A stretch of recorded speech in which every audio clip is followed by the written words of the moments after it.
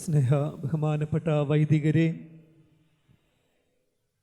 ഏറ്റവും സ്നേഹമുള്ള സിസ്റ്റർമാരെ, പ്രിയമുള്ള മാതാപിതാക്കളെ, ഏറ്റവും വാത്സല്യമുള്ള കുട്ടികളെ, എല്ലാവർക്കും സന്തോഷമൊക്കെയാണോ? സുഖമാണോ? നമ്മുടെ എറണാകുളത്തെ പിതാവായിരുന്ന കരിയിൽ പിതാവിനെ പറ്റി പറഞ്ഞു കേട്ടിട്ടുണ്ട്. കരിയിൽ പിതാവിനെ പറ്റിയാണെന്നാണ് എൻ്റെ വിശ്വാസം. സിസ്റ്റർമാരെയൊക്കെ കാണുമ്പോഴത്തേക്കും പിതാവ് ചോദിക്കും, ആർ യു ഹാപ്പി? സിസ്റ്റർമാരെ അച്ഛന്മാരെയൊക്കെ കാണുമ്പോൾ ചോദിക്കും, ആർ യു ഹാപ്പി? അർത്ഥം എന്നതാ? സന്തോഷമാണോ? അപ്പോൾ ഞങ്ങളൊക്കെ എന്നാ പറയും? കാഷ്വലായിട്ട് പറയും, വി ആർ ഹാപ്പി. അപ്പോൾ പിതാവ് കടുപ്പിച്ചൊരു ചോദ്യം ചോദിക്കുമെന്നാ പറഞ്ഞ്, ആർ യു റിയലി ഹാപ്പി? അപ്പോഴാണ് അച്ഛന്മാരും സിസ്റ്റർമാരും ഒക്കെ ഞെട്ടിപ്പോകുന്നത്. ഉള്ളിലേക്കൊന്ന് നോക്കിയിട്ട് അല്പം ചമ്മിയ ചിരിയോടെ പറയും, റിയലി ഹാപ്പി പിതാവേ.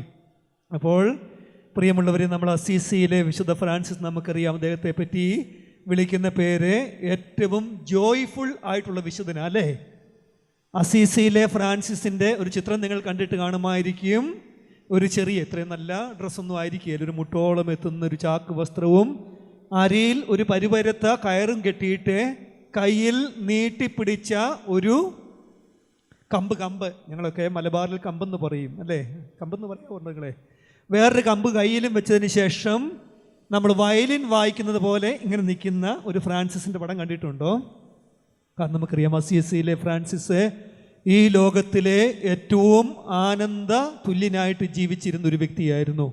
അപ്പോൾ അതുകൊണ്ട് ഈ ദിവസം ദൈവം നിങ്ങൾക്ക് സമാധാനവും സൗഭാഗ്യവും ആനന്ദവും ഒക്കെ തരട്ടെ എന്ന് പ്രത്യേകമായിട്ട് പ്രാർത്ഥിക്കുകയാണ്. നമ്മൾ ഇന്നേ ദിവസം ഫ്രാൻസിസ്കൻ ദിനമായിട്ട് പ്രത്യേകമായിട്ട് ആചരിക്കുകയാണ്. അപ്പോൾ നമ്മുടെ ബഹുമാനപ്പെട്ട ക്രിസ്ത്യച്ചൻ പറഞ്ഞതുപോലെ ഫ്രാൻസിസ് വർഷമായിട്ട് ലിയോ മാർപ്പാപ്പ ഈ വർഷത്തെ പ്രത്യേകമായിട്ടൊരു അസാധാരണ ജൂബിലി വർഷമായിട്ട് പ്രഖ്യാപിക്കുകയും എന്ന് മുതൽ എന്ന് വരെയാ? അറിയാത്തവരുണ്ടോ? എന്ന് മുതൽ എന്ന് വരെയാ? എൻ്റെ ദൈവമേ, അറിഞ്ഞില്ലേ?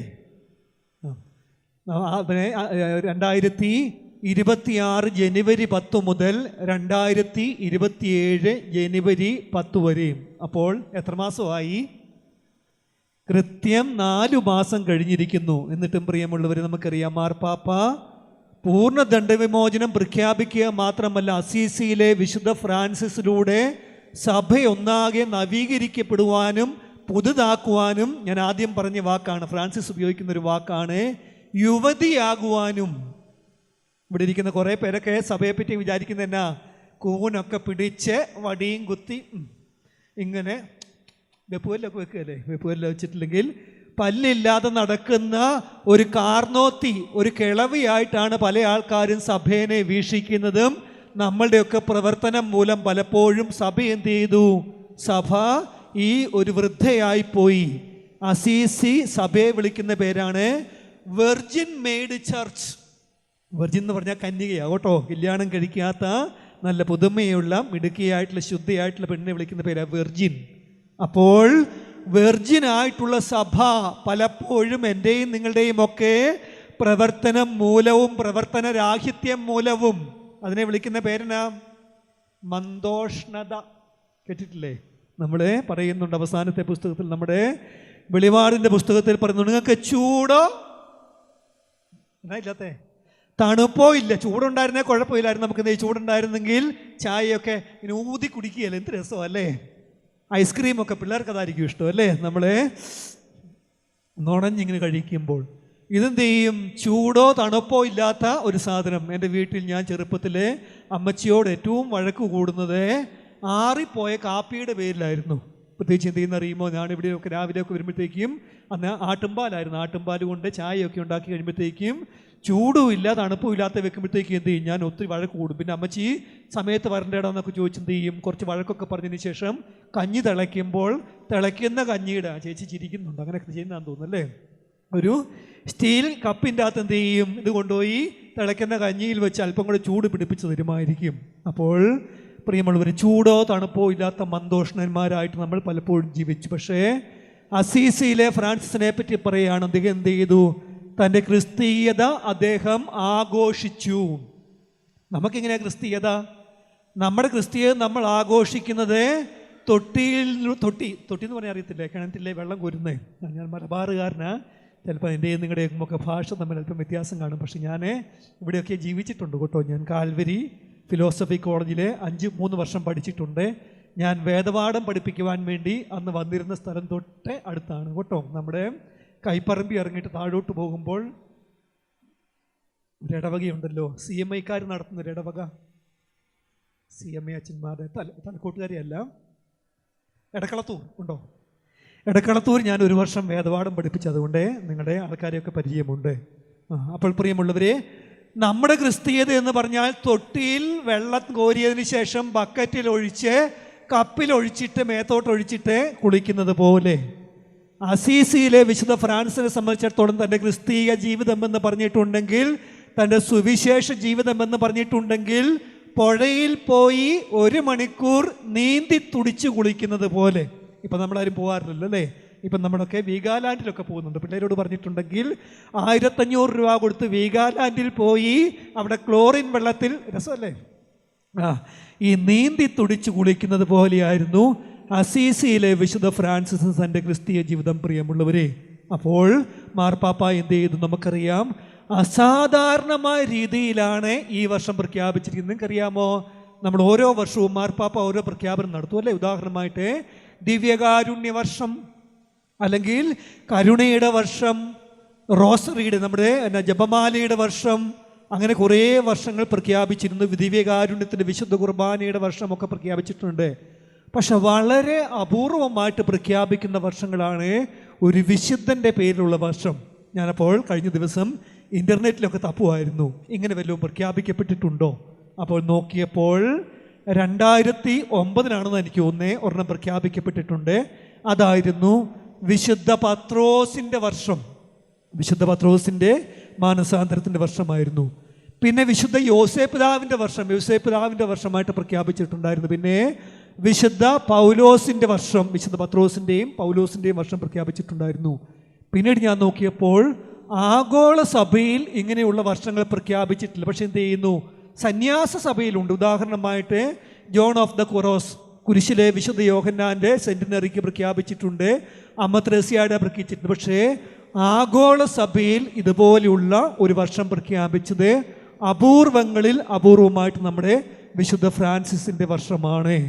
പ്രിയമുള്ളവരെ, പ്രഖ്യാപിച്ചതിന് ശേഷം എന്ത് ചെയ്യുന്നറിയോ, മാർപ്പാപ്പ നമ്മൾ സഭയ്ക്ക് മുഴുവൻ വലിയൊരു ആനുകൂല്യം കൂടി പ്രദാനം ചെയ്തു.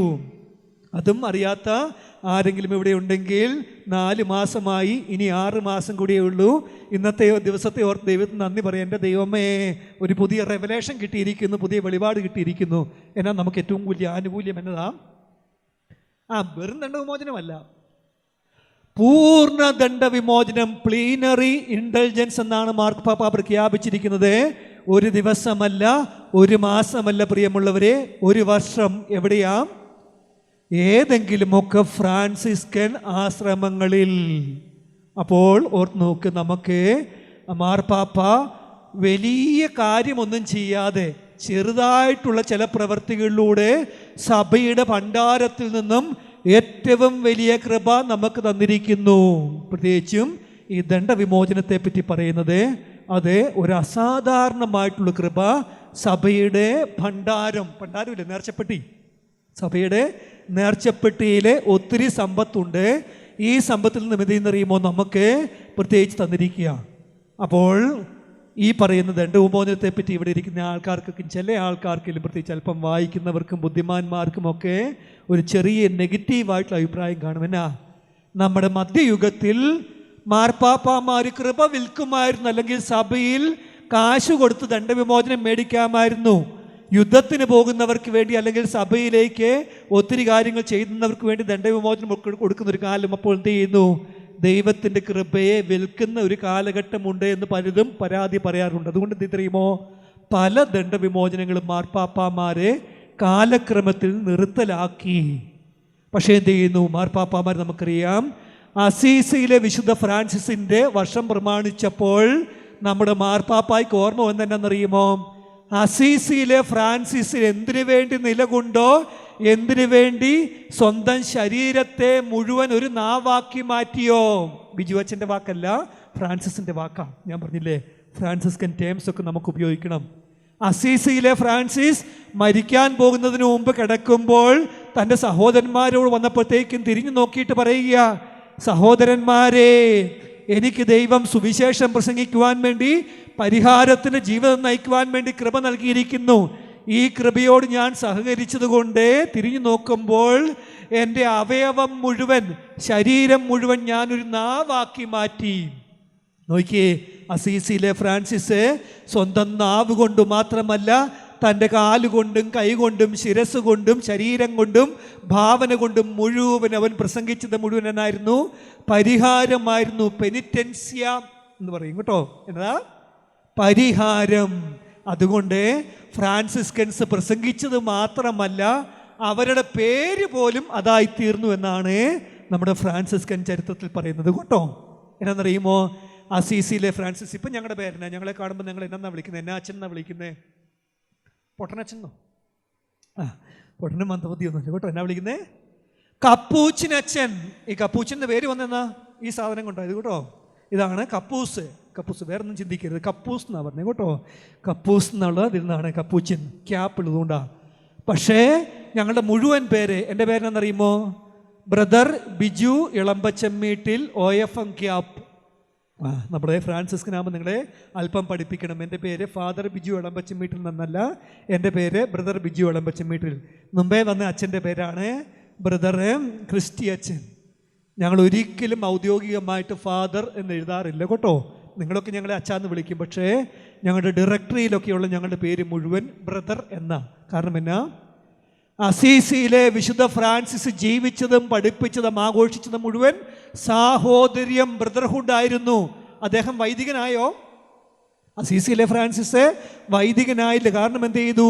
പൗരോഹിത്യത്തോടുള്ള ബഹുമാനം കൂടിപ്പോയിട്ട് അദ്ദേഹം രണ്ടാം ക്രിസ്തു എന്ന് നമ്മൾ വിളിക്കുമ്പോൾ അസീസിയിലെ ഫ്രാൻസിസ് പറയുക, ക്രിസ്തുവിൻ്റെ ശരീരരക്തങ്ങളുടെ കൂദാശയെ സ്പർശിക്കാനുള്ള യോഗ്യതയില്ല എന്ന് പറഞ്ഞ് മാറി നിന്നയാളാണ്.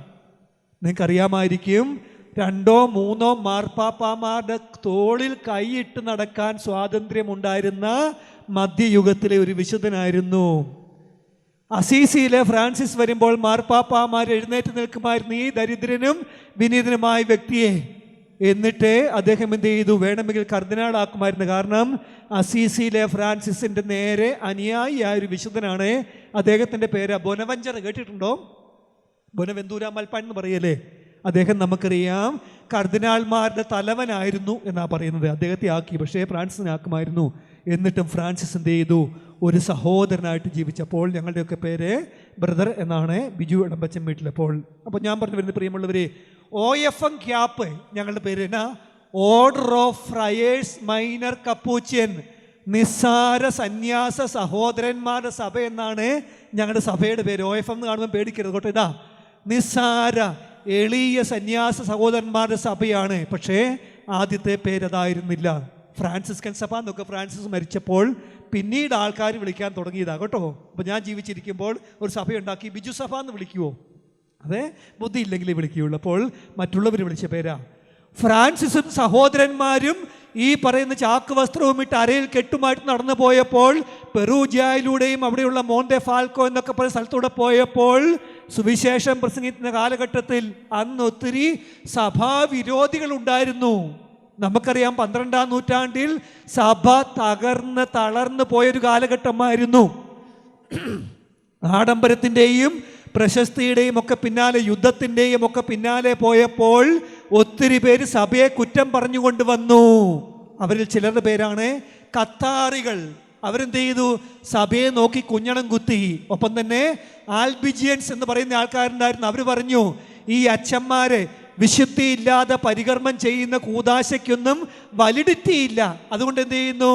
ഏതെങ്കിലും അച്ഛന്മാർ പെണ്ണുപിടിയന്മാരോ കള്ളുകൂടിയന്മാരോ ബീഡി വലിക്കാരോ ഏതെങ്കിലും തോന്നിവാസികളാണെങ്കിൽ അവരുടെ കുർബാനയ്ക്ക് പോയേക്കരുത് എന്ന് പറഞ്ഞുകൊണ്ട് നല്ല അച്ഛന്മാരെയും ചീത്ത അച്ഛന്മാരെയും ഒക്കെ അവരെ ബ്രാൻഡ് ചെയ്ത കാലഘട്ടത്തിലാണ് അസീസിയിലെ വിശുദ്ധ ഫ്രാൻസിസ് ഈ പറയുന്ന ചാക്ക് വസ്ത്രവും ഇട്ടുകൊണ്ട് ഇങ്ങനെ പോയപ്പോൾ ആൾക്കാർ ചോദിച്ചു, ഹു ആർ യു? നിങ്ങൾ ആരാ? നിങ്ങൾ പുതിയ സഭാവിരോധികളാണോ? അച്ഛന്മാരെ കുറ്റം പറയുന്നവരാണോ?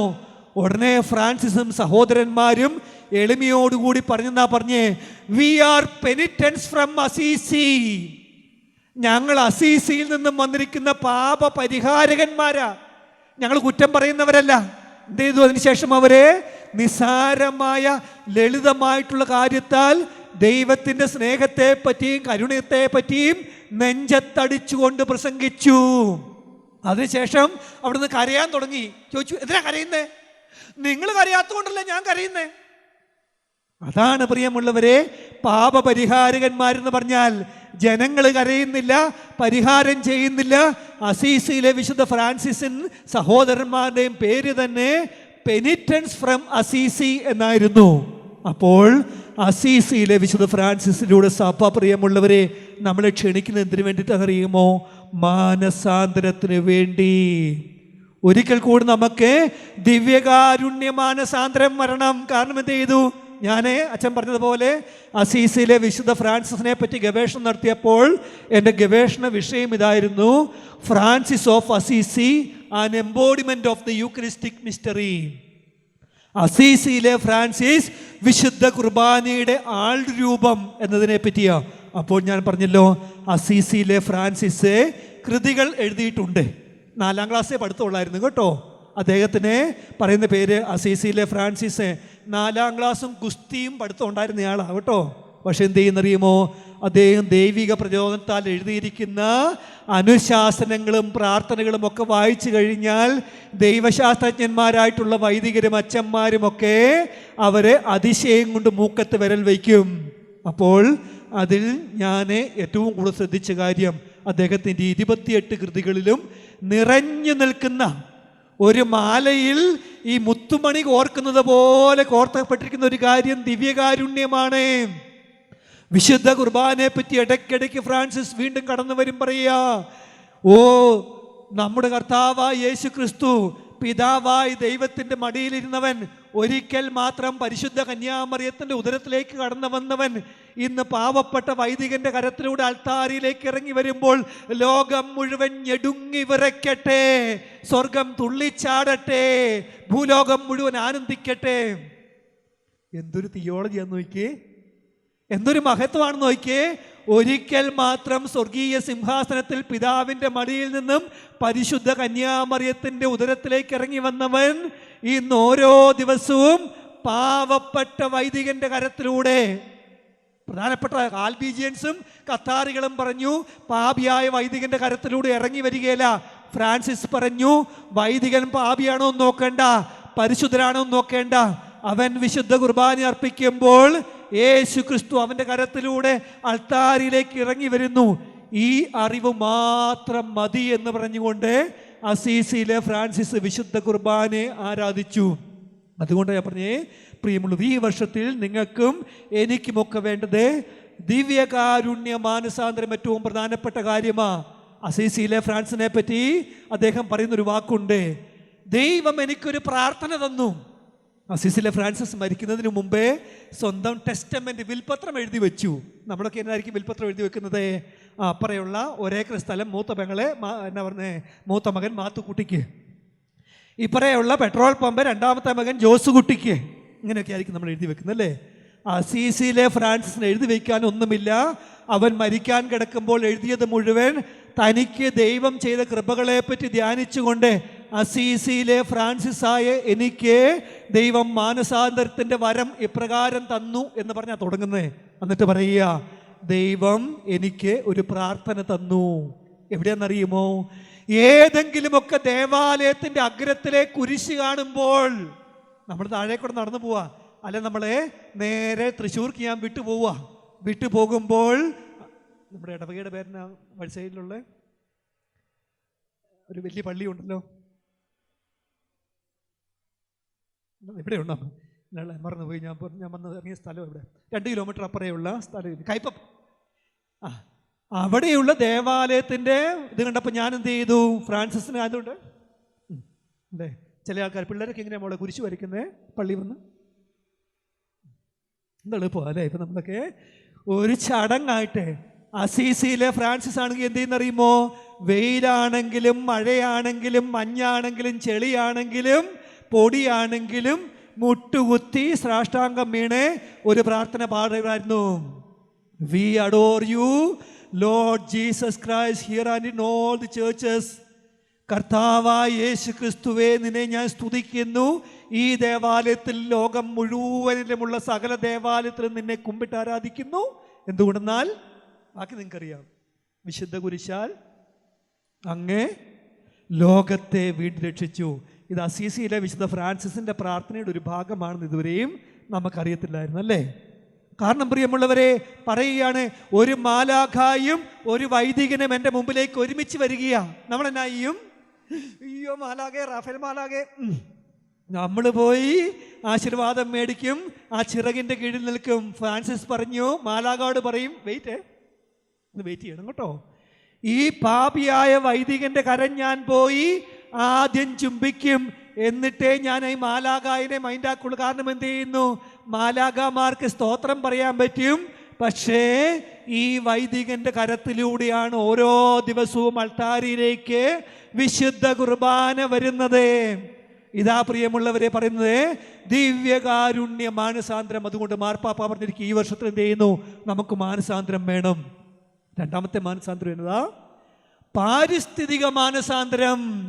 നമ്മളെന്ത് ചെയ്യുന്നു? പണ്ടൊക്കെ ഞങ്ങൾ റീജൻസി കാലത്തെ മുക്കോന്മാരുടെ കൂടെയും ആദിവാസികളുടെ കൂടെയും ഒക്കെ പോയി, പാവപ്പെട്ടവരുടെ കൂടെ പോയി, പരിസ്ഥിതിവാദികളുടെ കൂടെയൊക്കെ പോയി, മേധാ പട്കറുടെ കൂടെ ഞങ്ങളൊക്കെ ഡൽഹിയിലൊക്കെ പോയി സമരത്തിലിരുന്നിട്ടുണ്ട്, ജയിലിൽ കിടന്നിട്ടുണ്ട്. എന്താണെന്നറിയുമോ? ഈ പരിസ്ഥിതിക്ക് വേണ്ടിയും സാമൂഹിക സുസ്ഥിതിക്ക് വേണ്ടിയും ഒക്കെ ഞങ്ങൾ റീജൻസി കാലത്ത് പോകുമ്പോൾ ഒരു പാട്ട് പാടുമായിരുന്നു. നിങ്ങൾക്ക് എല്ലാവർക്കും അറിയാവുന്ന പാട്ടാ, ഇനി വരുന്നൊരു തലമുറയ്ക്ക് ഇവിടെ വാസം സാധ്യമോ മലിനം, അല്ലേ? അറിയാവുന്ന പാട്ടല്ലേ? അപ്പോൾ പ്രിയമുള്ളവരെ, നമുക്ക് അസീസിയിലെ വിശുദ്ധ ഫ്രാൻസിസ് അദ്ദേഹം എഴുതിയിരിക്കുന്ന ഒരു ഗീതമുണ്ട്. ആ ഗീതത്തിൻ്റെ പേര് ഇന്ന് എല്ലാവർക്കും അറിയാം, ലൗദാത്തോ സി. കേട്ടിട്ടില്ലേ? നമ്മുടെ ഫ്രാൻസിസ് മാർപ്പാപ്പ തൻ്റെ ചാക്രിയിൽ എടുത്ത് കൊടുത്തിരിക്കുന്ന പേരാ ലൗദാത്തോ സി ഓമി സിഞ്ഞോരേ. കർത്താവേ അങ്ങേക്ക് സ്തോത്രം എന്ന് പറഞ്ഞുകൊണ്ട് സൂര്യനെയും സഹോദര സൂര്യൻ, ചന്ദ്രനെ കാണുമ്പോൾ ആ സഹോദരി ചന്ദ്രികേ, ഭൂമിയെ കാണുമ്പോൾ അമ്മ ഭൂമി, കത്തിജ്വലിക്കുന്ന അഗ്നിയെ കാണുമ്പോൾ സഹോദരൻ അഗ്നി, ജലത്തെ കാണുമ്പോൾ സഹോദരി, പുഴുവിനെ കാണുമ്പോൾ ഒരു ചവിട്ടല്ലേ, പുഴുവിനെയും പൂമ്പാറ്റയും കാണുമ്പോൾ ചവിട്ടുകയും പിടിച്ച് പറിച്ച് ചിറക് പിടുത്തുകയും ഒക്കെ ചെയ്യുന്ന നമ്മളെ അസീസിയിലെ വിശുദ്ധ ഫ്രാൻസിസ് പുഴുവിനെ കാണുമ്പോൾ ഉടനെ എടുത്ത് വഴിയിൽ നിന്ന് മാറ്റി വയ്ക്കുമായിരുന്നു. കാരണം എന്നാ? ബൈബിളിലെ ഒരു വാക്യമാണ് ഓർമ്മ വരുന്നത്, ഐസിയാസിന്റെ പ്രവചനം, യേശുവിനെ പറ്റിയുള്ള പ്രവചനം. ഞാൻ മനുഷ്യനല്ല കൃമിയാകുന്നു, ഞാൻ മനുഷ്യനല്ല പുഴുവാകുന്നു എന്ന് യേശുവിനെ പറ്റി, സഹനദാസനെ പറ്റി യേശയ്യ പ്രവചിച്ചത് ഓർമ്മ വരുമ്പോൾ പുഴുവിനെ കാണുമ്പോൾ പോലും ഉടനെ സ്വർഗത്തെ ഓർമ്മ വരുന്ന ഒരു ഫ്രാൻസിസ്. അപ്പോൾ പ്രിയമുള്ളവരെ, നമ്മൾ പൊതുഭവനം ഏതാ? നമ്മുടെ പൊതുഭവനം ഏതാ? നമ്മുടെ പൊതുഭവനമാണ് ഈ ഭൂമി. അപ്പോൾ മാർപ്പാപ്പ പറയുകയാണ്, പ്രത്യേകിച്ച് നമ്മൾ എന്ത് ചെയ്യുന്നു? ഈ പൊതുഭവനം ഇത് നമ്മുടെ ആർത്തിക്ക് വേണ്ടിയുള്ളതല്ല, ഇത് നമ്മുടെ ആവശ്യത്തിന് ഉപയോഗിച്ച് നമ്മൾ കടന്നു പോകണം. ഈ ഭൂമിയുടെ മുകളിലൂടെ എങ്ങനെ കടന്നു പോകണം?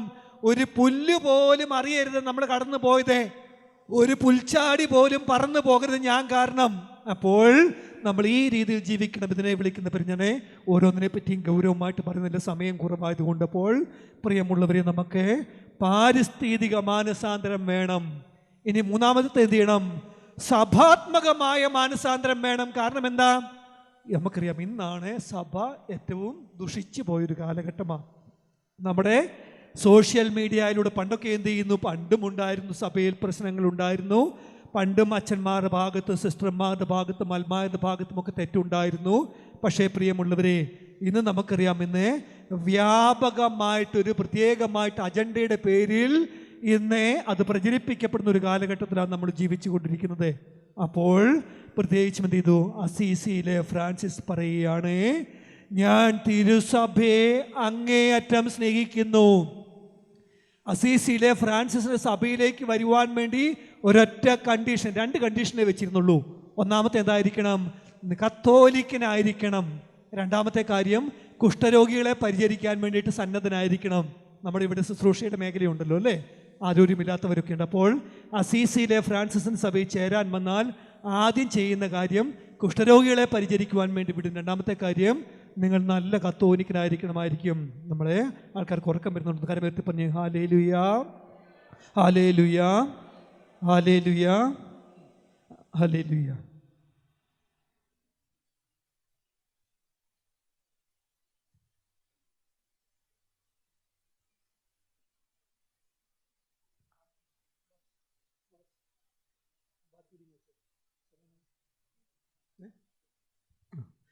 അപ്പോൾ പ്രിയമുള്ളവരെ, ഞാൻ പറഞ്ഞു വരുന്നത് ഇതുപോലെ നമുക്ക് മാർപ്പാപ്പ പ്രത്യേകമായിട്ട് സഭയുടെ നവീകരണത്തിന് വേണ്ടിയിട്ട് നമുക്ക് ഒരു വർഷം പ്രഖ്യാപിച്ചിരിക്കുക. ഇനി നമുക്കറിയാം, ഞാൻ ചെറിയ കാര്യം ചെയ്താൽ മതി. എന്ത് ചെയ്യേണ്ട കാര്യം എന്താ? ഏതെങ്കിലും ഫ്രാൻസിസ്കൻ ആശ്രമത്തിൽ നമ്മൾ പോകുന്നത് നമ്മൾ വന്നിരിക്കുക കേട്ടോ. അപ്പോൾ ഇന്ന് നിങ്ങൾക്ക് പൂർണ്ണ ദണ്ഡവിമോചനം ലഭിക്കുന്ന കാര്യമാണ്. അപ്പോൾ ഞാൻ പറഞ്ഞല്ലോ, ദണ്ഡവിമോചനം വിൽക്കുന്ന ഒരു കാലഘട്ടം ഉള്ളതുകൊണ്ട് ചില ആൾക്കാർക്ക് സംശയമുണ്ട് ദണ്ഡവിമോചനത്തിൻ്റെ യഥാർത്ഥ അർത്ഥം എന്താണെന്ന്. അപ്പോൾ പ്രത്യേകിച്ചും ഈ വർഷം ദണ്ഡവിമോചനം പ്രഖ്യാപിച്ചതിന് ശേഷം നമ്മുടെ സെക്രട്ടറി, മാർപ്പാപ്പാട് സെക്രട്ടറി പറഞ്ഞിരിക്കുന്നതാണ്, ദണ്ഡവിമോചനം എന്ന് പറഞ്ഞിട്ടുണ്ടെങ്കിൽ നമ്മളെ ദൈവത്തിൻ്റെ കരുണയ്ക്ക് ആഴത്തിന് അടിസ്ഥാനം, അല്ലെങ്കിൽ എന്നാ പറഞ്ഞേ, അടിയില്ല, അടിത്തറ. നമ്മൾ പറയും ഒരു ചാക്കില്ല, ചാക്കെന്ന് പറഞ്ഞാൽ അറിയുമോ? ചാക്കിന് അടിയില്ലെങ്കിൽ, മൂടില്ലെങ്കിൽ നമ്മൾ ഇടുന്ന വസ്തുവൊക്കെ എന്നാ ചെയ്യും? എത്ര ഇട്ടാലും താഴേക്ക് പോയിക്കൊണ്ടിരിക്കും. എൻ്റെ മുമ്പിൽ ഒരു കൊട്ടയുണ്ട്, ഈ കൊട്ടയ്ക്ക് അടിയില്ലെങ്കിൽ നമ്മൾ ഇടുന്ന സാധനം മുഴുവൻ പോയിക്കൊണ്ടിരിക്കും.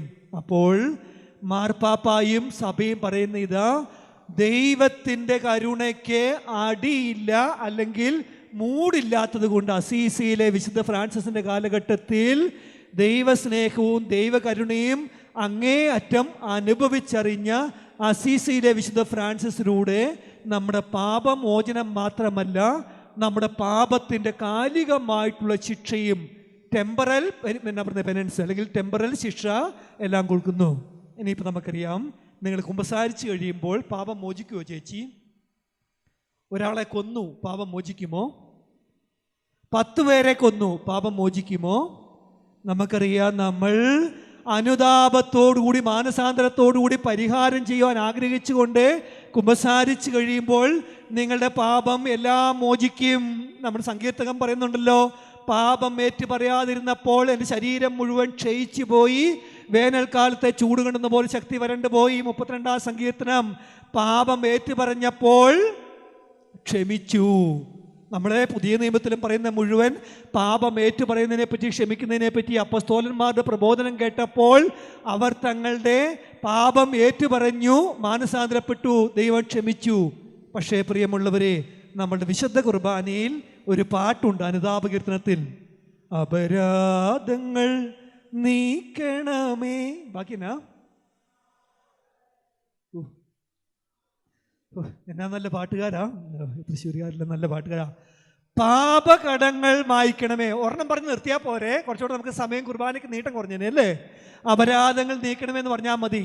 രണ്ടാമത് പറയുക, പാപകടങ്ങൾ മായ്ക്കണമേ. ഇതിനെ വിളിക്കുന്ന പേരാ ടെമ്പറലായിട്ടുള്ള പണിഷ്മെന്റ്. നമുക്ക് എന്ത് ചെയ്യുന്നു? കാലികമായിട്ടുള്ള ശിക്ഷയുണ്ട്. അതേപ്പറ്റി അധികം പറയാൻ വേണ്ടി പറ്റിയ സമയമില്ലാത്തതുകൊണ്ട് പറയപ്പെട്ടിരുന്നു.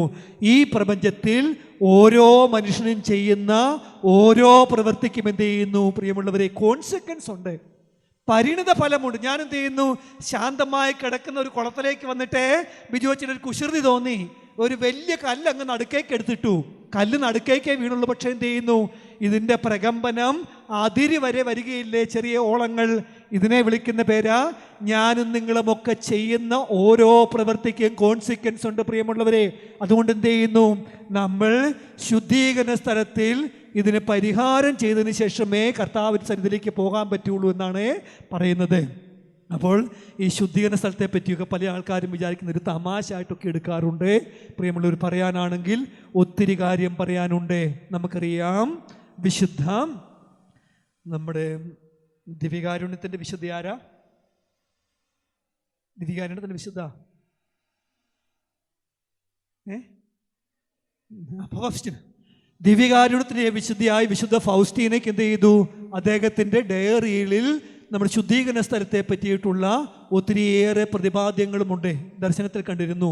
അപ്പോൾ ഒരു വൈദികൻ ശുദ്ധീകരണ സ്ഥലത്തിൽ കിടക്കുന്നത് കണ്ടപ്പോൾ, പ്രിയപ്പെട്ട വൈദികൻ, വിശുദ്ധനായ വൈദികൻ കിടക്കുന്നത് കണ്ടപ്പോൾ ഈ പറയുന്ന ഫൗസ്റ്റീനിയ പുണ്യവതിക്ക് ഭയങ്കര ബുദ്ധിമുട്ട്. ഈശോയോട് ചോദിച്ചു, ദർശനത്തിൽ ചോദിച്ചു, എത്ര വർഷം? 30 വർഷം. ഒരു വിശുദ്ധനായ വൈദികൻ ശുദ്ധീകരണ സ്ഥലത്തിൽ വർഷം ദൈവത്തിൻ്റെ വർഷമാണോ നമ്മുടെ വർഷമാണെന്ന് അറിയത്തില്ല. ദൈവത്തിൻ്റെ വർഷം എങ്ങനെയാ? ഒരു ദിവസം ദൈവത്തിൻ്റെ അടുത്ത് 1000 വർഷം പോലെ ആയിരിക്കും. അതുകൊണ്ട് ഏത് വർഷമാണെന്ന് അറിയത്തില്ല. അപ്പോൾ ചോദിച്ചു, എന്തേ കാരണം പറയുക? പൗരോഹിത്യത്തിനടുത്ത കടമകളിൽ ചെറിയ വീഴ്ച വന്നതുകൊണ്ട്. അതുകൊണ്ട് ഞാൻ അച്ഛന്മാരോടും സിസ്റ്റർമാരോടും പറയും, നിങ്ങളുടെ അൽമാർക്കൊക്കെ പുത്തൂരത്തുണ്ട് കേട്ടോ. നിങ്ങൾക്ക് അൽമാർക്കൊക്കെ എന്തെങ്കിലുമൊക്കെ കുറവുകൾ വന്നാൽ പിന്നെയും കുറേയും കൂടെ ക്ഷമയുണ്ട് അച്ഛന്മാർക്ക് സിസ്റ്റർമാർക്കുമൊക്കെ. കാരണം എന്ത് ചെയ്തു? 100% കൃപ ലഭിച്ചിരിക്കുന്ന നമുക്ക് വീഴ്ച വന്നാൽ ബുദ്ധിമുട്ടാണ് സിസ്റ്ററെ. അതുകൊണ്ട് ഓർത്തുകൊണ്ട് നമ്മളൊക്കെ ശുദ്ധീകരണ സ്ഥലത്തില്ല. അപ്പോൾ എന്ത് ചെയ്യുന്നു പറയുക, സഭയുടെ പ്രത്യേകിച്ചും അസീസിയിലെ വിശുദ്ധ ഫ്രാൻസിസിൻ്റെ അനിതര സാധാരണമായ പുണ്യസുഹൃതങ്ങളെ പ്രതി ദൈവത്തിൻ്റെ കൃപയുടെ ആഴം നമുക്ക് വീതിച്ചു തരുവാൻ വേണ്ടി തിരുസഭ മെനക്കെട്ടിരിക്കുന്നതാ. പ്രിയമുള്ളവരെ, പ്രത്യേകിച്ച് നമുക്കറിയാം അസീസിയിലെ വിശുദ്ധ ഫ്രാൻസിസ് ദൈവത്തിൻ്റെ കരുണയുടെ ആഴം അങ്ങേയറ്റം മനസ്സിലാക്കി ഈ കരുണ മാത്രമേ പ്രസംഗിച്ചുള്ളൂ. ഞാൻ പലപ്പോഴും കരിസ്മാറ്റിക് ധ്യാനമന്ത്രങ്ങളിലൊക്കെ പോകുമ്പോൾ ഞങ്ങളുടെ ഒരു കരിസ്മാറ്റിക് ധ്യാനമന്ത്രമുണ്ട്, നിങ്ങൾക്ക് അറിയാമായിരിക്കും. അസീസി ധ്യാനമന്ദിരം കേട്ടിട്ടുണ്ടോ? ഭരണജ്ഞാനത്തെ കേരളത്തിലെ ആദ്യത്തെ ധ്യാനമന്ദിരം അസീസി ധ്യാനമന്ദിരമാണ്. ഇത് തുടങ്ങിയ വ്യക്തിയുടെ പേരറിയാമോ? അദ്ദേഹം ഇന്ന് ദൈവദാസനായിട്ട് പ്രഖ്യാപിച്ചിട്ടുണ്ട്. കഴിഞ്ഞ വർഷം ദൈവദാസനായ ആർമണ്ടച്ചൻ കപ്പൂച്ചിനാണ് കേട്ടോ. നമ്മുടെ ആലുവയിലൊക്കെ ജീവിച്ചിരുന്ന ഞാൻ ആർമണ്ടച്ചൻ്റെ ദൈവദാസ പദവിയിലേക്കുള്ള ശുശ്രൂഷയിലെ ഞാൻ പിന്നെ അതിൻ്റെ അച്ഛൻ്റെ ജീവചരിത്രമൊക്കെ എഴുതിയിട്ടുള്ള വ്യക്തിയാണ്. അപ്പോൾ ഒപ്പം തന്നെ പട്ടാരത്തുമുണ്ട്, ഇവിടെയുമുണ്ട്. കപ്പൂച്ചിയൻ ധ്യാനമന്ദിരങ്ങളുടെ ഒരു പ്രത്യേകത എന്ന് പറഞ്ഞാൽ പ്രിയമുള്ളവരെ, അസീസിയിലെ വിശുദ്ധ ഫ്രാൻസിസിൻ്റെ പാരമ്പര്യമനുസരിച്ച് ഞങ്ങൾ പ്രസംഗിക്കുവാൻ ആഗ്രഹിക്കുന്നത് മുഴുവൻ ദൈവം നിങ്ങളോട് ക്ഷമിക്കുന്നു. ഈ ആർമണ്ടച്ചനെ പറ്റി പറഞ്ഞ ആർമണ്ടച്ചനെ വലിയ പ്രഭാഷകനൊന്നും ആയിരുന്നില്ല. അപ്പോൾ ഇവിടെയുള്ള നമ്മുടെ തൃശ്ശൂരുള്ള ഒരു അച്ഛൻ്റെ കൂടെ ജീവിച്ച വ്യക്തിയാണ്. അദ്ദേഹത്തെ ഇൻ്റർവ്യൂ നടത്തിയപ്പോൾ ഞാൻ പറഞ്ഞു, ആർമണ്ടച്ചൻ്റെ പ്രസംഗം ഇങ്ങനെയായിരുന്നു. അച്ഛനെ അല്പം അക്ഷരശുദ്ധി കുറവുണ്ട്. പറയും, പ്രിയമുള്ളവരെ, ദൈവം ക്ഷമിക്കുന്നു, ദൈവം വീണ്ടും ക്ഷമിക്കുന്നു, ദൈവം പിന്നെ ക്ഷമിക്കുന്നു. ഒറ്റ പ്രാവശ്യം പറഞ്ഞാൽ പോരെ? ഇതാ പ്രിയമുള്ളവരെ, അസീസിയിലെ വിശുദ്ധ ഫ്രാൻസിസ് മനുഷ്യരോട് മാത്രമല്ല സകല ജീവികളോടും. ഒരിക്കൽ പോകുന്ന വഴിയിൽ കുറേ പക്ഷികളെ കണ്ടപ്പോൾ പക്ഷികളോട് പറഞ്ഞു, പക്ഷി സഹോദരിമാരെ വന്നാലും അവരെല്ലാം വന്നിരുന്നപ്പോൾ ഈ പക്ഷികളോട് പ്രസംഗിച്ചത് മുഴുവൻ ദൈവം എത്ര കരുണാമയനാ, പാറിപ്പറക്കുവാൻ നിങ്ങൾക്ക് ചിറകുകൾ തന്നിരിക്കുന്നു, പട്ടിണി കിടക്കാതിരിക്കുവാൻ വേണ്ടി ഓരോ ദിവസവും ഗോതമ്പ് മണി തരുന്നു, നിങ്ങളെ സംരക്ഷിക്കുവാൻ വേണ്ടി ചിറകിൽ തൂവൽ തന്നിരിക്കുന്നു, ദൈവത്തെ മഹത്വപ്പെടുത്തും എന്ന് പറഞ്ഞപ്പോൾ പക്ഷികളെല്ലാം പാറി ദൈവത്തെ സ്തുതിച്ചു എന്നാ പറയുന്നത്. പ്രിയമുള്ളവരെ, അപ്പോൾ അസീസിയിലെ വിശുദ്ധ ഫ്രാൻസിസ് എന്ത് ചെയ്തു? ദൈവ കരുണയുടെ ആഴം മനസ്സിലായി. പ്രത്യേകിച്ചും കുരിശിലെ യേശു, അച്ഛൻ പറഞ്ഞതുപോലെ ദരിദ്രനും വിനീതനും നഗ്നനുമായ കുരിശിലെ യേശു.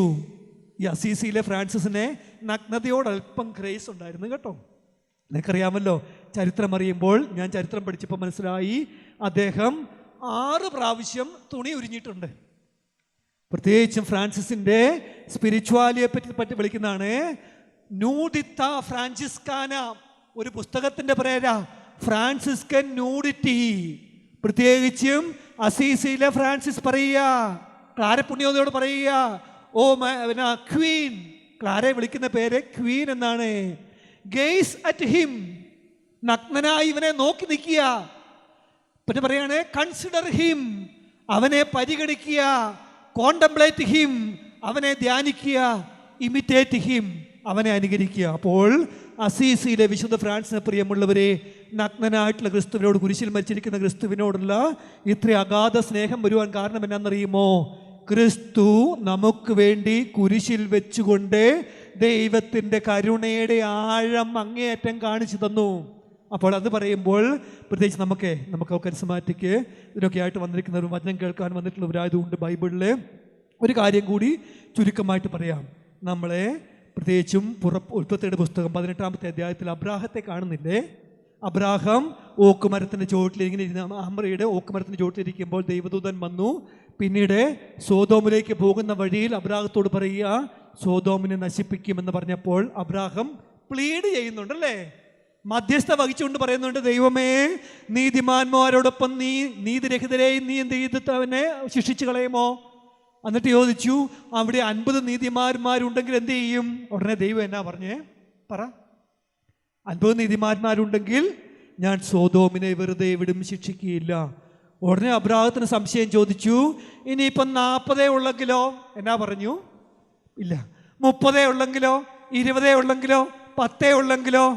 10 പറഞ്ഞപ്പോഴത്തേക്കും പറഞ്ഞു, 10 പേരുണ്ടെങ്കിൽ ഞാൻ അവരെ വെറുതെ വിടും. ബാക്കി എന്നാ പറയുന്നത്? അബ്രാഹത്തോടുള്ള സംസാരം നിർത്തി ദൈവം പോയി. പിന്നീട് അബ്രാഹം കാണുന്നത് തീയും ഗന്ധകവും ഇറങ്ങി ഈ സോദോം ഗൊമോറ നശിക്കുന്നതാ. പ്രിയമുള്ളവരെ, ഞാൻ പറയും, എന്തുകൊണ്ടാ? ഈ നീതിമാന്മാരുടെ കുറവ് കൊണ്ടാണോ സോദോം ഗൊമോറ നശിച്ചേ? അബ്രാഹത്തിന്റെ പ്രാർത്ഥനയുടെയും യാചനയുടെയും കുറവ് കൊണ്ട്. അബ്രാഹത്തിന് ദൈവത്തിന്റെ കരുണയെ സംശയിച്ചു. അബ്രാഹം വിചാരിച്ചു, ചോദിച്ച് നമ്മൾ എന്ത് ചെയ്യുന്നു? ഡീല് നടത്തുക. ഒരു വണ്ടി മേടിക്കാൻ വേണ്ടി ഞാൻ പോയി. ചേട്ടനോട് വണ്ടി മേടിച്ചു. ചേട്ടൻ വലിയ കാശുകാരനാണ് കേട്ടോ, ഞാൻ തീരെ ദരിദ്രനാ. ഞാൻ പറഞ്ഞു, ഒരു 2 ലക്ഷം രൂപയ്ക്ക് തരാമെന്ന് പുള്ളി പറഞ്ഞപ്പോൾ ഞാൻ ചോദിച്ചു, ഒരു 1.5 തരുമോ? പുള്ളി പറഞ്ഞ 1.5 തന്നേക്കാം. അപ്പം ഞാൻ പറഞ്ഞു ചേട്ടാ പൈസ ആയില്ല, 1 ലക്ഷത്തിന് തരാവോ? തരാം. 50,000 ചോദിച്ച് ഞാൻ എന്ത് ചെയ്തു? 50,000 അങ്ങ് ഉറപ്പിച്ചു. അങ്ങനെയല്ലേ അല്പം എന്നാ നാണവും മാനവും ഉള്ളതും ചെയ്യുന്ന? അങ്ങനെയല്ലേ? ആരെങ്കിലും ചോദിക്കുവോ ചേട്ടാ വെറുതെ തരാവോ? ചേട്ടാ വെറുതെ തരാമോ എന്ന് ചോദിക്കുവോ? ചിലപ്പോൾ കാശുകാരനാണെങ്കിൽ നീ വെറുതെ തരാമോ എന്ന് ചോദിച്ചാൽ നിനക്ക് തരാൻ സാധ്യത ഉണ്ടായിരുന്നു. അബ്രാഹത്തിന്റെ പഠിച്ചിരിക്കുന്നതായിട്ടുള്ള വിശ്വാസം ഇതായിരുന്നു. ദൈവം എന്ത് ചെയ്ത് എവിടെയെങ്കിലും ഒക്കെ ചില പിടുത്തമുണ്ടെങ്കിലേ പറ്റുകയുള്ളൂ. അബ്രാഹിം ഇങ്ങനെ ചോദിച്ചാൽ മതിയായിരുന്നു, ദൈവമേ നീതിമാന്മാരായ ആരുമില്ലെങ്കിലോ ക്ഷമിക്കാമോ? ക്ഷമിക്കുമെന്ന് ദൈവം പറയുമായിരുന്നു. കാരണം എന്നാ? ഇതിനേക്കാൾ വലിയൊരു അപരാധം ക്ഷമിച്ചിട്ടുണ്ട്. എവിടെയാണെന്നറിയുമോ? കാൽവരിയിലെ ഗാഗുൽത്തായുടെ മലയിൽ. അവിടെ ഒരു മനുഷ്യൻ പറയുക, പിതാവേ ഇവർ ചെയ്യുന്ന എന്തെന്നറിയുന്നില്ല, ഇവരോട് ക്ഷമിക്കണമേ. ചെയ്ത കാര്യമല്ല, അവിടെ വലിയ അനീതിയും ക്രൂരതയും പീഡനം നടമാടിക്കൊണ്ടിരിക്കുക. ഈ കുരിശിൽ കിടക്കുന്ന യേശുവിന്റെ ശരീരത്തിൽ നിന്ന് രക്തം ഒലിച്ചുകൊണ്ടിരിക്കുക. അവരെ കുന്തം കൊണ്ട് കുത്തിക്കൊണ്ടിരിക്കുക. ആ സമയത്ത് യേശു പറയുന്നത് നീതിമാനെ ഓർത്തിട്ടല്ല, പ്രിയമുള്ളവരെ, പ്രിയമുള്ള ദൈവമേ നിരുപാധികം ക്ഷമിക്കണമേ എന്ന് പറഞ്ഞപ്പോൾ യേശു നിരുപാധികം ക്ഷമിച്ചു. കരമേർത്തി പറഞ്ഞു ഹല്ലേലൂയ, ഹല്ലേലൂയ, ഹല്ലേലൂയ. ഇവിടെ ഇരിക്കുന്ന പല ആൾക്കാരും വിചാരിക്കുന്നത് നമ്മുടെയൊക്കെ പ്രവൃത്തിയുടെ ഫലമായിട്ട്, നമ്മുടെയൊക്കെ നന്മയുടെ ഫലമായിട്ടാണ് ദൈവം ക്ഷമിക്കുന്നത്. നല്ല പ്രിയമുള്ളവരെ, ദൈവത്തിന്റെ കൃപ, പ്രത്യേകിച്ച് ക്ഷമ, കരുണ എന്ന് പറഞ്ഞിട്ടുണ്ടെങ്കിൽ അത് നിർലോഭമായിട്ടുള്ള ദാനമാണ്. അസീസിയിലെ ഫ്രാൻസിസ് എന്ത് ചെയ്തു? ഇത് തിരിച്ചറിഞ്ഞു കഴിഞ്ഞപ്പോൾ അവൻ പ്രാർത്ഥിക്കാൻ തുടങ്ങി, ദൈവമേ കരുണയായിരിക്കണമേ. എല്ലാവർക്കും വേണ്ടിയും പ്രാർത്ഥിച്ചു എന്നാ പറയുന്നത്. ഈ മനുഷ്യന് വേണ്ടി മാത്രമല്ല, ക്രിസ്ത്യാനികൾക്ക് വേണ്ടി മാത്രമല്ല. അതുകൊണ്ടാണ് അസീസിയിലെ ഫ്രാൻസിസ് 1217 കാലഘട്ടത്തിൽ മുസ്ലിങ്ങളുടെ ഇടയിലേക്ക് പോയത്. അന്നത്തെ കാലത്ത് മുസ്ലിങ്ങളും മറ്റു മതസ്ഥരുമൊക്കെ നശിച്ചു പോയി എന്ന് വിചാരിച്ച കാലഘട്ടത്തിൽ അസീസിയിലെ ഫ്രാൻസിസ്, പ്രിയമുള്ളവരെ, സാരസന്മാരുടെ മുസ്ലിങ്ങളുടെ ഇടയിലേക്ക് പോയി സുൽത്താനോടെ ദൈവത്തിൻ്റെ കരുണയെപ്പറ്റി പറഞ്ഞു. നമുക്കറിയാം, കുരിശുയുദ്ധത്തിൻ്റെ കാലഘട്ടമാണ്. ക്രിസ്ത്യാനിയെ കണ്ടാൽ അന്നേരം തല വെട്ടുന്ന കാലഘട്ടത്തിൽ അസീസിയിലെ ഫ്രാൻസിസ് ഒരായുധവും ഇല്ലെന്നായത് നിരായുധനായി പോയി കഴിഞ്ഞപ്പോൾ ഈ പറയുന്ന ചക്രവർത്തി കൊട്ടാരത്തിൽ വിളിച്ചു കയറ്റി. പോകാനായപ്പോൾ ചക്രവർത്തി കെട്ടിപ്പിടിച്ച് ചോദിച്ചു, നമ്മുടെ ഫ്രാൻസിസേ, നിന്റെ ദൈവത്തിൽ ഞാൻ വിശ്വസിക്കുന്നു. ചക്രവർത്തിയുടെ പേര് മാലിക് അൽ കമീൽ എന്നാ. എന്നിട്ട് പറഞ്ഞു, പക്ഷേ എനിക്ക് ഈ വിശ്വാസം സ്വീകരിക്കാൻ വൃത്തിയില്ല. കാരണം എന്ത് ചെയ്തു? മുസ്ലിം സാമ്രാജ്യത്തിന്റെ മാലിക്കാണ്, പുള്ളിക്ക് പറ്റുകയില്ല. പക്ഷേ നമ്മൾ എന്ന് കാണുമെന്ന് ചോദിച്ചപ്പോൾ ഫ്രാൻസിസ് പറഞ്ഞു, ചക്രവർത്തി, നമ്മൾ സ്വർഗത്തിൽ വെച്ച് കാണും. നീ മുസ്ലിം ആയതുകൊണ്ട് കാണുകയെന്നല്ല പറഞ്ഞത്. ദൈവത്തിന്റെ കരുണ എല്ലാവർക്കുമുണ്ട്, ഏതു പാപിക്കുമുണ്ട്, മൃഗങ്ങൾക്കുമുണ്ട്, പക്ഷിമൃഗാദികൾക്കും.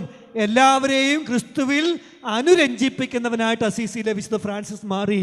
അപ്പോൾ പ്രിയമുള്ളവരെ, സമയം ദീർഘിപ്പിക്കുന്നില്ല, നമുക്ക് സമയം തീരുന്നതുകൊണ്ട് ഒരിക്കൽ കൂടി ഫ്രാൻസിസിനോട് ദൈവം ചൊരിഞ്ഞ കരുണയെപ്പറ്റി ഓർക്കുമ്പോൾ, ഫ്രാൻസിസ് ദൈവകരുണയ്ക്ക് വേണ്ടി നമുക്ക് വേണ്ടി യാചിച്ചതിൻ്റെയും നമുക്ക് മറ്റുള്ളവർക്ക് വേണ്ടി പരിഹാരം ചെയ്യുന്നതിൻ്റെയും ആവശ്യകത ഓർമ്മിപ്പിക്കുവാൻ വേണ്ടി ഒരു സംഭവം കൂടി പറയാം. നിങ്ങൾക്കറിയാമായിരിക്കും, നമ്മൾ ഈ വർഷം 1 വർഷം നീണ്ടു നിൽക്കുന്ന ദണ്ഡവിമോചനമാണെങ്കിൽ എല്ലാ വർഷവും ഫ്രാൻസിസ്കൻ ആശ്രമത്തിൽ 1 ദിവസം ദണ്ഡവിമോചനം 800 വർഷമായിട്ട് കേട്ടോ. ഈ വർഷം ഫ്രാൻസിസ്കൻ വർഷമായിട്ട് പ്രഖ്യാപിച്ചത് എന്നതാ? അസീസിയിലെ വിശുദ്ധ ഫ്രാൻസിസ് മരിച്ചതിൻ്റെ 800-ാം വർഷമാണ്. ഒക്ടോബർ മാസം 3-ാം തീയതി അസീസിയിലെ ഫ്രാൻസിസ് മരിച്ച് 800 വർഷമാണ്. നിങ്ങൾ വിചാരിക്കുന്ന ഫ്രാൻസിസ് ഒരു പുതിയ വിശുദ്ധനാണെന്നൊക്കെയാണ്. കാരണം എന്ത് ചെയ്യുന്നു, അത്രമാത്രം നമുക്കറിയാവുന്ന വിശുദ്ധനായതുകൊണ്ട് ഫ്രാൻസിസ് 800 വർഷം മുമ്പ് ജീവിച്ചെന്ന് നമ്മൾ ഓർക്കുന്നില്ല. അപ്പോൾ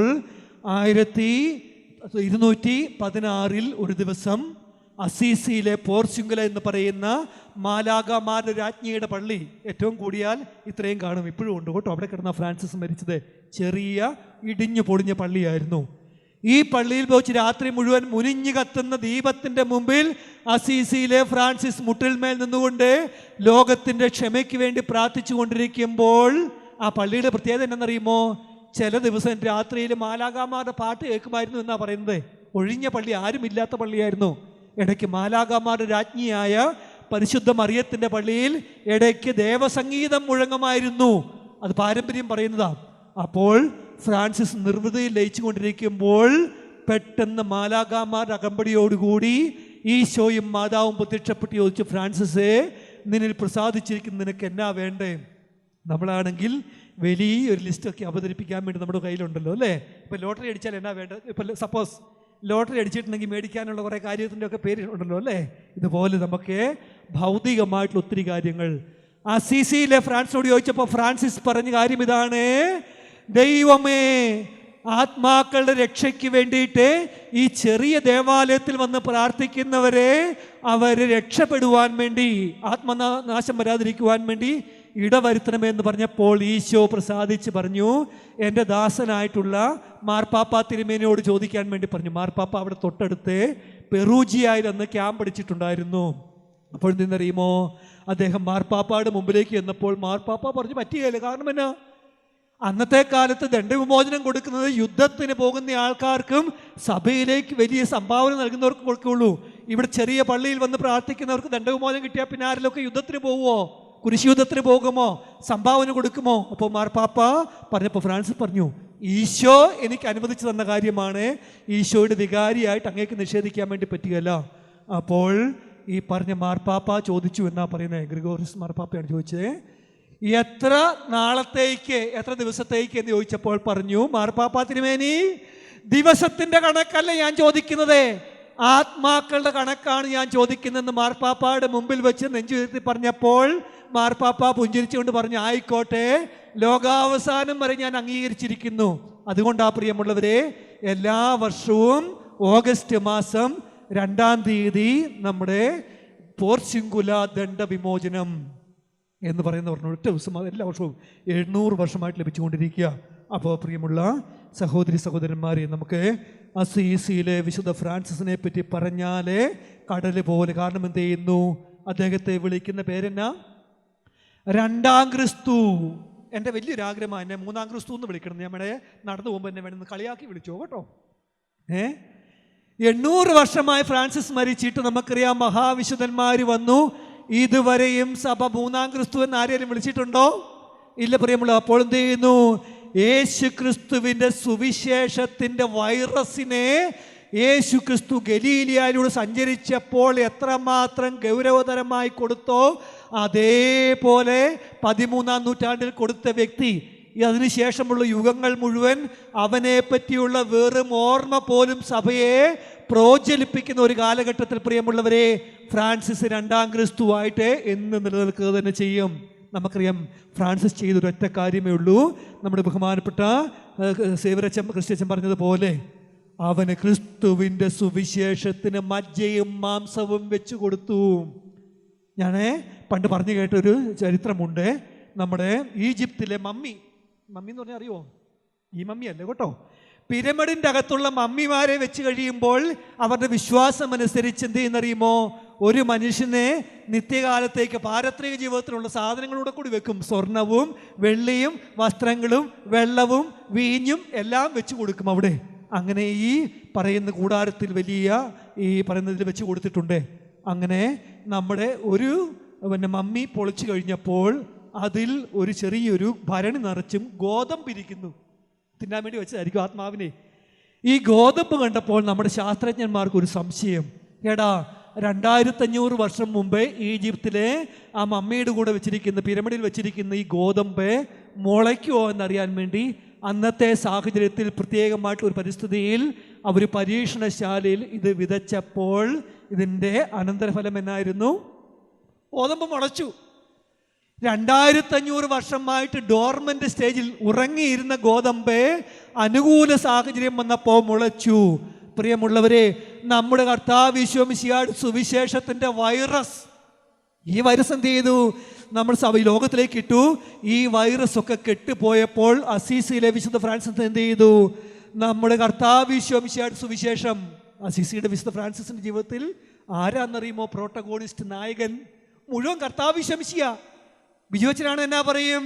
ഞാന് അവിടെ പോയി കാൽവരിയിൽ ഗാഗുൽത്തായി പോയി പ്രസംഗിച്ചു, ഞാന് അവിടെ പോയി പള്ളി കെട്ടിച്ചു, വികാരിച്ചന്മാരൊക്കെ പറയും അല്ലേ, മതില് കെട്ടിച്ചു, പെണ്ണ് കെട്ടിച്ചു, കല്ലറ കെട്ടിച്ചു. പണ്ടൊരു അച്ഛൻ പറഞ്ഞ അവസാനം ഞാനും കെട്ടി. അങ്ങനെ പറയാം കേട്ടോ. കാരണം ഈ അഹങ്കാരം മൂത്ത് കഴിയുമ്പോൾ പിന്നെ ദൈവം ഇല്ലല്ലോ. അസീസിയിലെ വിശുദ്ധ ഫ്രാൻസിസ് പറയാണ്, ഡോമിനൂസ് ദേദിത് മിഹി, അർത്ഥമെന്നാ? ദൈവം എനിക്ക് തന്നു. ഡോമിനൂസ് കൊന്തൂച്ചിത് മിഹി, ദൈവം എന്നെ നയിച്ചു. ഡോമിനൂസ് റെവലാവിത് മിഹി, ദൈവം എനിക്ക് വെളിപ്പെടുത്തി. എല്ലാം പ്രോട്ടഗോണിസ്റ്റ്, നായകൻ ദൈവമാ. അതുകൊണ്ട് പ്രിയമുള്ളവരെ, പ്രത്യേകിച്ച് ഓർത്തുകൊള്ളുക, നമ്മുടെ ആത്മീയ ജീവിതത്തിലെ ഏറ്റവും വലിയൊരു പുഴുക്കുത്തെന്ന് പറഞ്ഞാൽ സന്യാസത്തിലും വൈദിക വൃത്തിയിലും നമ്മുടെ ആത്മാരുടെ ഈ പറയുന്ന കരിസ്മാറ്റിക് മേഖലയിലും നമ്മുടെ സംഘടനകളിലുമൊക്കെ ഞാൻ അങ്ങ് കൂടിപ്പോയി, ക്രിസ്തു അങ്ങ് കുറഞ്ഞു പോയി. ഇന്ന് മുഴുവൻ നമ്മളുടെയൊക്കെ എന്നാ ഈ പെരുവരിയിൽ കുത്തു നിന്നിട്ടാണ് നമ്മൾ പറയുന്നത്, അലറുകയാണ്. എന്താണെന്നറിയോ? ഞാൻ ഇവിടെ തന്നെ ഉണ്ട് കേട്ടോ, എന്നെ ഒന്ന് മൈൻഡ് ആക്കണം, എൻ്റെ അധികാരത്തെ ഒന്ന് ബഹുമാനിക്കണം. അപ്പോൾ അസീസിയിലെ വിശുദ്ധ ഫ്രാൻസിസ് എന്ത് ചെയ്തു? അദ്ദേഹം പറയുകയാണ്, സകല മനുഷ്യർക്കും മാത്രമല്ല കൃമി കീടങ്ങൾക്ക് വരെ ഞാൻ വിധേയപ്പെടും. ഓർത്ത് നോക്കണേ, അസീസിയിലെ ഫ്രാൻസിസ് പറയുക, ഇന്ന് നൊവിഷേറ്റിലേക്ക് വരുന്ന ഒരു ബ്രദറിനെ എൻ്റെ സുപ്പീരിയർ ആക്കിയാൽ അവൻ പറയുന്നത് ഞാൻ അനുസരിക്കും. അപ്പോൾ ഇതാ പ്രിയമുള്ളവരെ, നമ്മൾ ദരിദ്രനും വിനീതനും ക്രൂശിതനുമായ ക്രിസ്തുവിനെ കണ്ടുകൊണ്ട് അനുസരണത്തിൻ്റെ പാട് സഭയ്ക്ക് വിധേയപ്പെട്ടുകൊണ്ട് ജീവിച്ചു. എനിക്ക് തന്നിട്ടുള്ളത് മുഴുവൻ എല്ലാം ക്രിസ്തുവാണ്, ഞാൻ നിൽക്കുന്നുവെങ്കിൽ വീഴാതിരിക്കാൻ സൂക്ഷിക്കണം അല്ലേ. അസീസിയിലെ ഫ്രാൻസിസ് എന്ത് ചെയ്തു? പ്രലോഭനമുണ്ടായിരുന്നു. പേടിക്കേണ്ട പ്രിയമുള്ളവരെ, അദ്ദേഹത്തിന് ലൈംഗിക പ്രലോഭനമുണ്ടായിരുന്നു. ഇപ്പോൾ നമുക്ക് ഇത്രയും വിശുദ്ധനായ വ്യക്തി, എല്ലാം ഉരിഞ്ഞ വെച്ച വ്യക്തി, അദ്ദേഹം നമുക്ക് അസീസിയിൽ ചെന്നാൽ അവിടെ കുറേ റോസച്ചെടി കാണാം. ഈ റോസച്ചെടിക്കൊന്നും മുള്ളില്ല, ഈ റോസച്ചെടിക്ക് മുള്ളില്ല. പക്ഷെ ആ റോസച്ചെടി നമ്മുടെ ഇവിടെ കൊണ്ടുപോയി നട്ടാൽ മുള്ളുണ്ടാകും. ഈ റോസച്ചെടിയുടെ മുള്ള എങ്ങനെയാണ് പോയെന്നറിയുമോ? അസീസിലെ ഫ്രാൻസിസിനെ ശാരീരികമായിട്ടുള്ള പ്രലോഭനം വന്നപ്പോൾ പ്രലോഭനത്തെ അതിജീവിക്കാൻ പറ്റാതെ അദ്ദേഹം തുണി ഉരിഞ്ഞു മാറ്റി. ഞാൻ പറഞ്ഞിട്ട് 5 പ്രാവശ്യം ഉരിഞ്ഞു മാറ്റിയില്ലേ? ഒന്നാമതാ ഉരിഞ്ഞു മാറ്റി നഗ്നനായി അവിടെ ഉണ്ടായിരുന്ന റോസച്ചെടിയുടെ മുള്ളിൽ കിടന്നുരുണ്ടു. ആ രക്തത്തിലെ അഭിഷിക്തനായിട്ട് തിരിച്ചു വന്നു കഴിഞ്ഞപ്പോൾ പ്രലോഭനം മുഴുവൻ പോയി. പ്രിയമുള്ളവരെ, വിശുദ്ധി എന്ന് പറഞ്ഞിട്ടുണ്ടെങ്കിൽ പ്രലോഭനമില്ലാത്ത പാപമില്ലാത്ത ജീവിതമല്ല. പക്ഷേ ദൈവത്തിൽ പരിപൂർണമായിട്ട് വിട്ടുകൊടുത്തുകൊണ്ടും ദൈവത്തിൽ ആശ്രയിച്ചുകൊണ്ടും ദൈവത്തിൻ്റെ സുവിശേഷം ജീവിക്കുവാൻ വേണ്ടിയിട്ടുള്ളൊരു പരിശ്രമമാണ് നമ്മൾ ഈ വർഷം നടത്തേണ്ടത്. അതുകൊണ്ട് പ്രിയമുള്ളവർ, പ്രത്യേകിച്ചും ഈ നമ്മൾ ചെയ്യേണ്ട കാര്യം ഇതാണ്.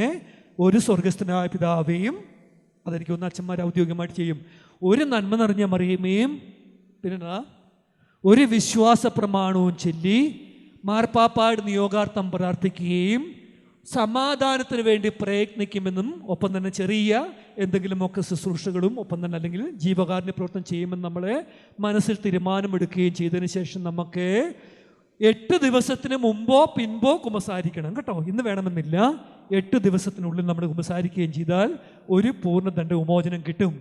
ഇത് നമുക്ക് ആവർത്തിക്കാം. നമ്മൾ ഇന്ന് ഏതെങ്കിലും ഇവിടെയോ കാൽവരിയിലോ അല്ലെങ്കിൽ ഏതെങ്കിലും കപ്പൂച്ചൻ ഫ്രാൻസിസ് ആശ്രമത്തിൽ വന്ന് ഇന്ന് എനിക്ക് പൂർണ്ണദണ്ഡ വിമോചനം കിട്ടിയാൽ നാളെ വഴിയിലൂടെ പോകുമ്പോൾ സ്കൂട്ടർ നിർത്തി ഈ ദേവാലയത്തിൽ എവിടെയെങ്കിലും വന്നതിന് ശേഷം എന്ത് ചെയ്തു? മരിച്ചുപോയ എൻ്റെ അപ്പന് വേണ്ടി ഒരു ദണ്ഡ വിമോചനം. നമുക്ക് ഉറപ്പില്ലല്ലോ സ്വർഗത്തിലെത്തിയെന്നല്ലേ, അവരെ മരിച്ചവരാണെങ്കിൽ.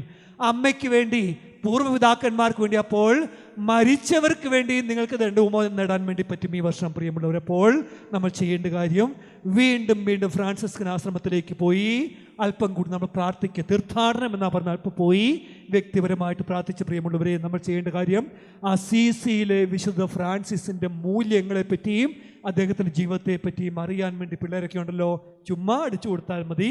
ഫ്രാൻസിസ് എന്ന് കൊടുത്താൽ അസീസിയിലെ ഫ്രാൻസിസിൻ്റെ, അച്ഛൻ പറഞ്ഞതുപോലെ ഞാൻ ഫ്രാൻസിസിൻ്റെ ജീവചരിത്രം എഴുതിയിട്ടുണ്ട്. അസീസിയിലെ ഫ്രാഞ്ചെസ്കോ എന്നാണ് ജീവചരിത്രത്തിൻ്റെ പേര്. അപ്പോൾ ഞാൻ ഏറ്റവും അവസാനം എഴുതിയ പുസ്തകം അതൊരു കഥപുസ്തകമാണ്. 4-ാമത്തെ അല്ല കേട്ടോ, 12-ാമത്തെ പുസ്തകം എഴുതി. അതിൻ്റെ പേര് രാമരാജ്യത്തിലെ ചിലർ എന്ന സെക്കുലർ ബുക്കാണ്, അതുകൊണ്ട് പേടിക്കേണ്ട. രാമരാജ്യം എന്നുദ്ദേശിക്കുന്ന ഇന്ത്യ, അതിലെ ഒരു പുസ്തകമാണ്.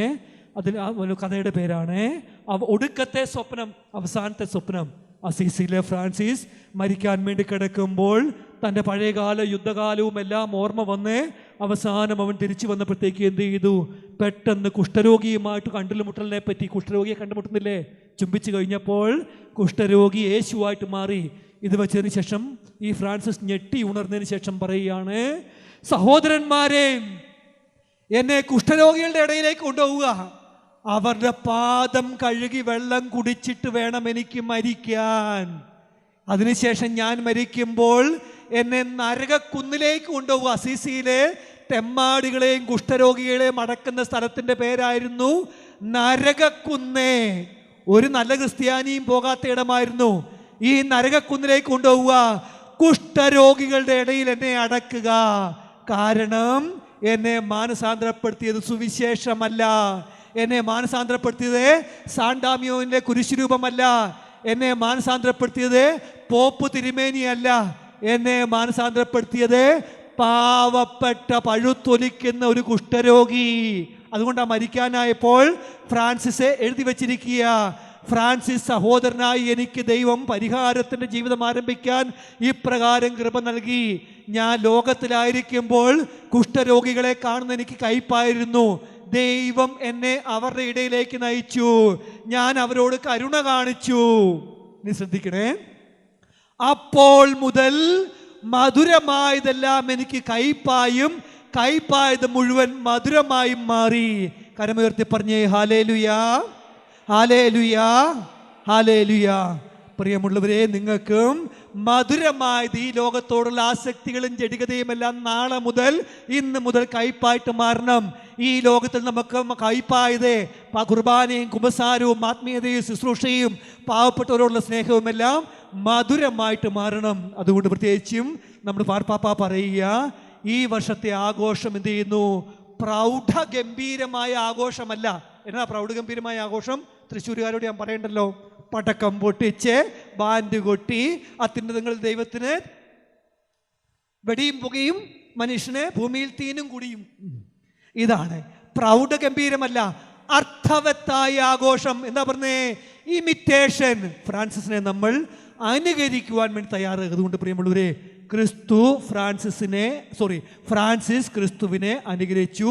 നമ്മൾ അസീസിയിലെ വിശുദ്ധ ഫ്രാൻസിസ്, ഞങ്ങളൊക്കെ ഇന്ന് കപ്പൂച്ചി അച്ഛന്മാരൊക്കെ ഈ ഫ്രാൻസിസ് ക്രിസ്തുവിൻ്റെ കാൽപാദത്തിൽ, അതേ കാൽപാദത്തിൽ പാദം വെച്ച് പോയി. ഞങ്ങളൊക്കെ എന്ത് ചെയ്യുന്നു? നോക്കിയിട്ട് നടക്കുന്നില്ല, അത്രയും ദീർഘമായ പാദം, പക്ഷേ പരിശ്രമിച്ചുകൊണ്ടിരിക്കുക. നമ്മളെല്ലാവരും ഫ്രാൻസിസ്കൻസിനാ പ്രിയമുള്ളവരെ. അസീസിയിലെ ഫ്രാൻസിസിനെ നമ്മൾ ഇത്രമാത്രം സ്നേഹിക്കുന്നത് കൊണ്ട് നമുക്ക് ഒരിക്കൽ കൂടി പ്രത്യേകിച്ചും അസീസിയിലെ ഫ്രാൻസിസിലൂടെ സഭയിലെ വലിയ നിക്ഷേപങ്ങളെ സ്വീകരിച്ചുകൊണ്ട് ഒരു 3-ാം ക്രിസ്തുവായി 4-ാം ക്രിസ്തുവായിട്ട് മാറുവാൻ വേണ്ടി പ്രത്യേകമായിട്ട് നമുക്ക് പരിശ്രമിക്കാം. ഒരു നിമിഷം കണ്ണുകൾ അടയ്ക്കാം. അത്യുന്നതനും സർവശക്തനുമായ ദൈവമേ, അസീസിയിലെ വിശുദ്ധ ഫ്രാൻസിസിനെ ദൈവസ്നേഹത്തിന് നീളവും വീതവും ആഴവും ഒക്കെ പഠിപ്പിച്ച് കർത്താവേ പുതിയ ഒരു ജീവിതത്തിലേക്ക്, മാനസാന്തര ജീവിതത്തിലേക്ക് നയിച്ച് അങ്ങേ ഞങ്ങൾ സ്തുതിക്കുന്നു. കർത്താവേ, അസീസിലെ വിശുദ്ധ ഫ്രാൻസിസിൻ്റെ ദിവസമായിട്ട് ഞങ്ങൾ ഇന്നത്തെ ദിവസം ഓർമ്മയാചരണമായിട്ട് കൊണ്ടാടുമ്പോൾ ഈ ശുശ്രൂഷാ മേഖലയെയും ഈ സ്ഥാപനത്തെയും ഇവിടെ ശുശ്രൂഷ ചെയ്യുന്നവരെയും വന്നിരിക്കുന്ന വ്യക്തികളെയും അവരുടെ കുടുംബങ്ങളെയും ഈ പ്രദേശത്തെയും ഒക്കെ അനുഗ്രഹിക്കണമെന്ന് പ്രാർത്ഥിക്കുന്നു. കർത്താവായ ദൈവമേ, അസീസിലെ വിശുദ്ധ ഫ്രാൻസ് ആഗ്രഹിച്ചതും കൊതിച്ചതും ഹൃദയത്തോട് ചേർത്തതും മുറുകെ പിടിച്ചതുമായിട്ടുള്ള ജീവിതം കർത്താവേ ഞങ്ങളുടെ ജീവിതത്തിൽ ഒരു കൊതിയോടുകൂടി ആശ്ലേഷിക്കുവാൻ വേണ്ടിയിട്ട് വരുത്തണമെന്ന് പ്രാർത്ഥിക്കുന്നു. പരിശുദ്ധ അമ്മേ മാതാവേ, അസീസിലെ വിശുദ്ധ ഫ്രാൻസിസ് ഏറ്റവും അധികം സ്നേഹിച്ച കന്യകയായിട്ടുള്ള മറിയമ്മേ, ഞങ്ങൾക്ക് വേണ്ടി അപേക്ഷിക്കണമേ. ഈശോ മിശിഹായുടെ വാഗ്ദാനങ്ങൾക്ക് ഞങ്ങൾ യോഗ്യരാകുവാൻ സമാധാനം സൗഭാഗ്യം. സമാധാനം സൗഭാഗ്യവും. ഒന്നുകൂടെ പറഞ്ഞേ, സമാധാനം സൗഭാഗ്യം. സമാധാനം സൗഭാഗ്യം. നിങ്ങൾക്ക് എല്ലാവർക്കും നന്ദി പറയുന്നു. പ്രത്യേകിച്ചും എന്നെ ക്ഷണിച്ച ബഹുമാനപ്പെട്ട വൈദികരെയും, ഞങ്ങളുടെ പ്രൊഫസറായിരുന്നു ഡേവിഡ് അച്ഛൻ, ഒപ്പം തന്നെ എൻ്റെ ജസ്റ്റ് സീനിയർ ആയിരുന്നു ക്രിസ്റ്റി അച്ഛൻ. ഇപ്പം അവരെല്ലാം കാണുവാൻ വേണ്ടി ഇടവന്നു. ഞാനിപ്പോൾ ശുശ്രൂഷ ചെയ്യുന്നത് വെള്ളരിക്കുണ്ട് എന്ന് പറയുന്ന സ്ഥലത്താണ്, കാസർഗോഡ് ജില്ലയിലാണ്. എനിക്ക് വേണ്ടി പ്രാർത്ഥിക്കണമെന്ന് ഓർമ്മിപ്പിക്കുന്നു. ഈശോ മിശിഹായ്ക്ക് സ്തുതി.